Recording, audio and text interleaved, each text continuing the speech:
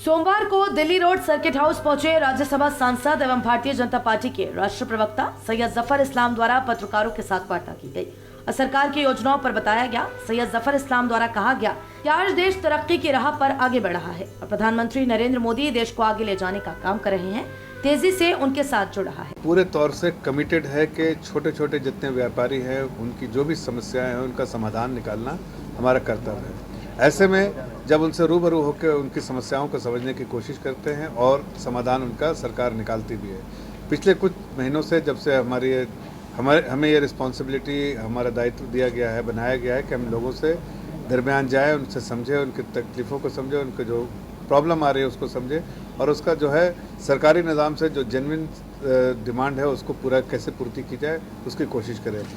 काफ़ी हद तक बहुत सारे सॉल्यूशंस निकाले जा चुके हैं, बहुत सारे उनकी तकलीफ़ों को दूर किया जा चुका है और कुछ ऐसी चीज़ें हैं जो उनकी डिमांड है उसका अध्ययन किया जाएगा और सरकार तक ले जाने का काम करेंगे और सरकार जो उनके बेहतरी के लिए होगा, सरकार के ओवरऑल ऑब्जेक्टिव से मीट करते हुए और जो उनके जो प्रोग्राम सरकारी प्रोग्राम है उसके को ध्यान में रखते हुए जो भी बेस्ट से बेस्ट काम हो सकता है व्यापारियों के लिए करेंगे ताकि व्यापारी हमारा जो है आत्मनिर्भर बने और वो मजबूत बने, जैसा आदरणीय प्रधानमंत्री जी ने बराबर सोचा। और यहाँ उनकी जो मजबूत बनेंगे तो जाहिर है देश के निर्माण में वो भी योगदान करेंगे।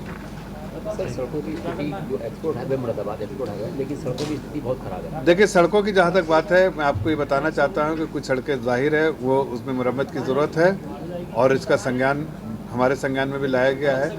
80 प्रोजेक्ट जो है अप्रूव हुए हैं।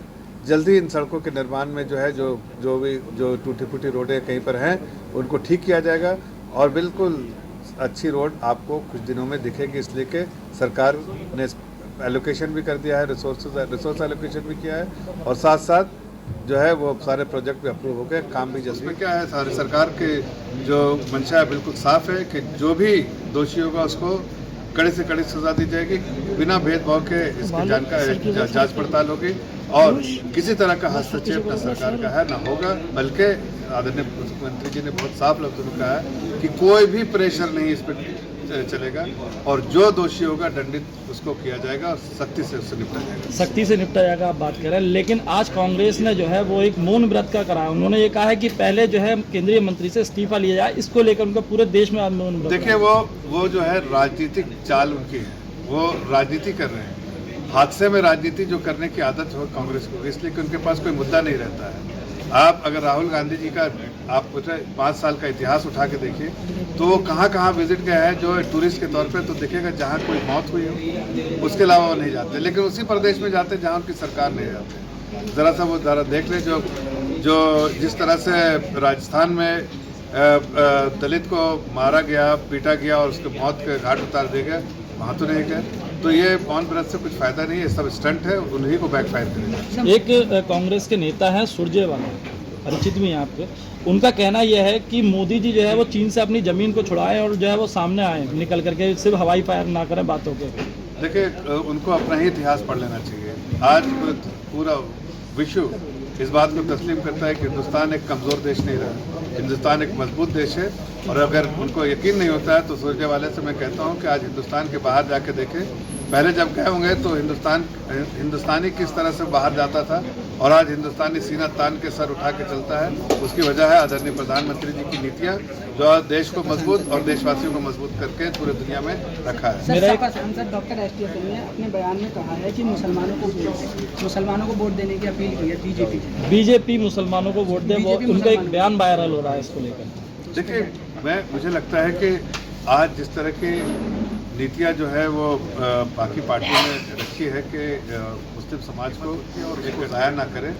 हर वो पार्टियाँ जो उनके लिए काम करती है उनको, चाहे वो भारतीय जनता पार्टी हो, किसी में भेदभाव नहीं करना चाहिए। जो डेमोक्रेटिक प्रोसेस है उसका सही तरह से इस्तेमाल करना चाहिए। आपके ही मंत्री हैं उत्तराखंड में यशपाल आर्य जी, आज उन्होंने अपने बेटे के साथ में कांग्रेस ज्वाइन कर ली है।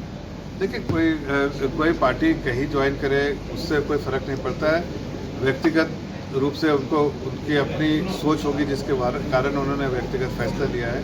इस पर पार्टी पे या पार्टी के मनोबल पर कोई असर नहीं पड़ता है। लेकिन अगर किसी ने ज्वाइन किया है तो उसके बारे में भी हमारी पार्टी ज़रूर ये चिंता करती है कि किसी ने अगर छोड़ा तो उसकी क्या वजह होती है।